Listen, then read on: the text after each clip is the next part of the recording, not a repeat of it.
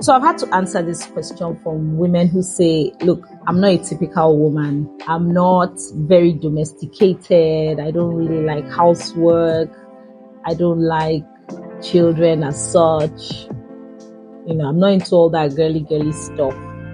I like my business. I like my job, and that's it. And so I've got asked, is it okay? And the question usually comes up in the context of talking about marriage or the possibility of marriage and how to present yourself to men or possible suitors and all that. The thing is, we have to understand that most of the issues that women really go through are in terms of relationships, and that's why we always talk about women in marriage, women in relationships with men and all that. If a woman is on her own, single, just doing her thing, there's not too much she has to deal with, even though there's still discrimination against women and all that. But at least you'll find out that you can navigate to an extent. There's not too much tension. But the minute we're talking about a woman getting married or a woman getting into a relationship, that's where the issues typically come from. Because then there's this thing of, I want to be myself, I need to submit, and all those issues that come up. And so that's where this question typically comes up. And I just thought to bring it online because I believe that it's a question that could be going through the minds of a number of women. There are quite a number of women who say, look, you know what, I'm not interested in housework. I just want to do my own thing. So what's the way to handle that? Is it even okay? And so here are my thoughts about it. Number one, you need to identify the source of your apathy for women things. I believe there are women things. There are things that pertain more to women and there are things that pertain more to men. We are intrinsically different, men and women. I've said that many times. And we need to accept that. So there are things that women would naturally tend towards and there are things that men would naturally tend towards. And when you get into a marriage or a relationship, you'll find out that women are just naturally the ones that go towards housework and domestic chores and all that. It doesn't mean that every woman is like that, but typically. And so when you find a woman who has an apathy towards things like that, it's strange. Because it's what she would normally do and it causes tension. So, like I said, first of all, you need to identify the source of that apathy. It could come from different places. Is it your upbringing? Perhaps you grew up in a home where such things were not really passed down like that, or maybe you had a lot of brothers and everybody just did the same thing, or you had house helps, or it could come from your upbringing. Or is it your personality? Maybe even from when you are young, you just knew that, then I don't like all these things. I've met people like that say, look, my mother tried everything. I had sisters and they did their housework, but for me, my mother kept on trying, but it just never worked. It just never sat well with me. I've never liked housework. And it could just be plain laziness. These are not the kind of things I like to do. I'd rather be sitting reading a novel. I'd rather be sitting doing this, doing that. And which is what a lot of people would like to do. There are a lot of people who would rather be doing something else than tidying their rooms or tidying the house and doing all that. So where is the apathy coming from? The reason why you need to identify it is not because you are trying to judge yourself and say, these are typical women roles. Every woman must enjoy that. No, it's so that you can have a self-awareness. So it's not so much to defend yourself, but for self-awareness so that you can understand yourself. It's like if someone is sick, is having a particular symptom over and over again, what the doctors are going to do is to first say, okay, where is this coming from? What's the underlying source? Because you can't keep having a repeated symptom or something is showing up. There must be an underlying cause. So where is that coming from? It's so that you will know how to deal with it. If it's your personality, it's your personality. You understand that. If it's your upbringing, then it's your upbringing. You understand that. And if it's laziness, then you understand that and you know what to do. So it's just for self-awareness more so that you can know the next step to take. Number 2, you have to understand yourself well within the context of the culture that you live in. See, in more traditional societies like Africa, like Asian cultures, you find out that women don't tend to get away with things like that. It's in Western cultures that women can say, I don't cook, I don't clean, I don't do this, I don't do that. Nobody's going to bat an eyelid and call them anything or run away from them for that reason.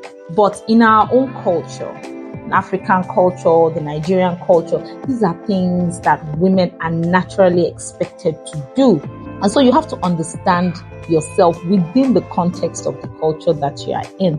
It will help you know how to navigate. You have to have cultural awareness. If you get married in the West, the guy doesn't mind doing all the housework because his wife doesn't like it. But if you get married in Nigeria, it's not going to end up like that because you are expected to do things like that. And don't bring that argument of, we are backward. It's not backwardness. It's cultural awareness. If you're not culturally aware, you're not very emotionally intelligent. This is the culture. This is the way things are done here. It has its own upside. It has its own downside. So don't just come and say, we are backward in Africa. No. They don't come here with that. You understand? I'm not saying that you have to become a traditional woman, but understand that this is how things work here. And this is the way things go on. And you are going to have a very hard time trying to fight against the tide. In fact, you will drown. That's what usually happens. You will drown because you won't find any support. You are one person trying to push back. And it's not a bad thing. There are some cultures that are outrightly bad, like injurious. But this is not an injurious thing. This is just a matter of, traditional expectations, which can be dealt with on a one-on-one basis. But as a general outlook, many women don't have a problem doing those things. And so they're just going to find out that they're fighting losing battle. You end up getting drowned by it. So it's going to take wisdom for you to navigate successfully within that culture. So rather than fight against and become feisty and fighting, you need to navigate it with tact and wisdom, which leads to us discussing how to present yourself to maybe men who are interested. Well, you know that, man, I'm not your traditional woman, but how do you present yourself without putting people off, at the same time being true to yourself? Number one, be upfront. Don't pretend to be who you are not so that you can win the prize. You can only do it for so long. This, however, does not mean that in the first 1 week you're like, you know what, I don't do housework, I don't know, you understand. But as you notice the relationship going a bit deeper, then be yourself. Even from the beginning, be yourself. Don't jump up and run to the kitchen because you have to, or because you feel that's the right thing to do. That's what a good girl will do. Don't try and be the domestic, I wash, I do. Don't present yourself to be. It's better to keep quiet about those things in the early stages than to present yourself to be what you're not. The thing is, if you are not comfortable enough to be yourself with someone without fear of repercussion, then you have no business getting married to that person or being in a long-term relationship with that person. You have no business being with that person. As soon as you see that, man, this guy's expectations will not match mine, he has a different view of things and I can't pretend, then I think that you need to start stepping back. It brings me to my second point, that you, however, need to be flexible. You have to be willing to learn. You have to be willing to compromise. It's not about being rigid. This is who I am. Nobody can change me. Nobody can blah, blah, blah, blah. You need to be flexible and you need to be willing to learn. Give and take here and there. Just don't allow yourself to become who you are not. I'm not saying that if you don't like cooking now, go and become the cook of the universe, cooking everything and spending hours in the kitchen. If you don't like cooking, be upfront about it. But that doesn't mean you should never ever cook just to prove a point. Do you understand?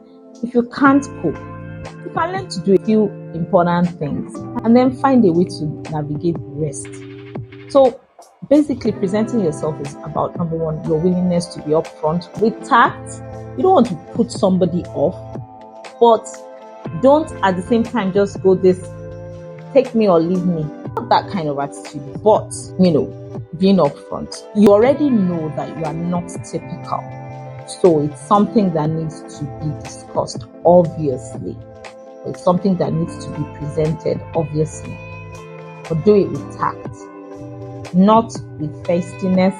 Don't hold it back. The minute you see things getting serious, at least try and bring up the discussion. Let it be known somehow and talk about how things can be handled. However, again, you need to be flexible. It's not about proving a point that I am not your typical woman. I will not. No, you have to be willing to compromise. You have to be willing to give and take here and there. Don't lose yourself in trying to do that. So here's the thing. Once we notice in life, it's a general thing that you have a shortcoming on one side. The tendency is that in fixing it, you tend to go to the other extreme. Don't go to the extreme and become who you are not. But at the same time, don't be rigid about making some compromise here and there. Learn, unlearn, give and take. Very important. Number 3, you have to know that the areas of your weakness have to be covered. So get the adequate resources that you need to cover you up. Have a plan on how you're going to cover up those things. So if you know that, okay, I'm in a relationship where the domestic angle is going to be my responsibility, what are you going to do? Are you going to hire a cook? Are you going to hire a help that can cook? What are you going to do? How are you going to manage things? Things like that. How are you going to manage all that housework that doesn't give you joy? Have a plan for it, and a workable plan, something that you can work with, that you are willing to take responsibility for, and you are willing to work with. And all this, which you are willing to take responsibility for, which brings me to my final point, that all this must be done, obviously, in sync with your partner or your husband. You're not just going to sort it out on your own. Discuss, communicate. Remember that I said, if you cannot be comfortable enough around someone to be yourself without fear of repercussion, you have no business being in a relationship with that person. Let that person know who you are. Let them get to know, discuss it with them, and let them be willing or open to whatever plan you have. Because the truth is, nobody gets married with a plan to suffer. Nobody gets married with a plan to be divorced in a short while. Everybody believes that it will be forever, and that's why they go into it in the first place. So you don't want a situation where issues are going to start coming up later, things that you never seen. And women are typically guilty of this, that we hide a part of ourselves thinking, or we don't deal with certain things thinking that we'll deal with it as the time arises.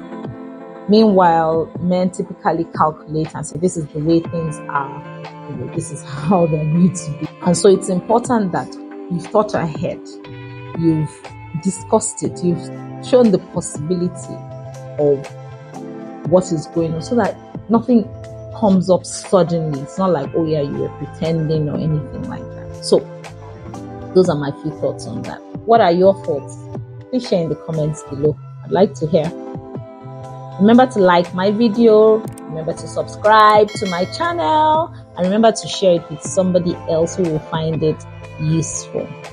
If you'd like to be part of a community of women where we share resources and activities to help one another thrive, click the link in the description box to join the Valiant Women's Network on WhatsApp. Till I come your way again next time, ciao!